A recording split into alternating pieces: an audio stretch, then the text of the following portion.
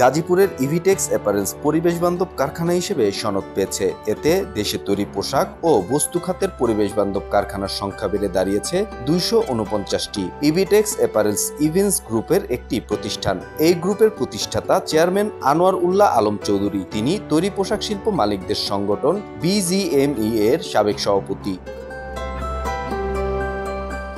Events গ্রুপের পাঠানো এক সংবাদ বিজ্ঞপ্তিতে জানা যায়, যুক্তরাষ্ট্রের US green building council USGBC থেকে পরিবেশ বান্ধব সনদ পেয়েছে ইভিটেক্স অ্যাপারেলস।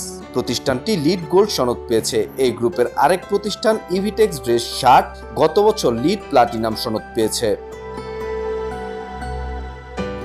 ইভিটেক্স গ্রুপ ও BGME এর পরিচালক শাহ রায় চৌধুরী জানান, BGME একটি টেকসই উন্নয়ন রূপকল 2030 প্রণয়ন করছে, যেখানে SDG কে মূল কার্যকারিতার সূচক হিসেবে বিবেচনা করা হয়েছে। আমরা সক্রিয় প্রচেষ্টার মাধ্যমে একটি পরিবেশ বান্ধব ও উৎপাদনশীল তৈরি পোশাক শিল্প উপহার দিতে সক্ষম হব।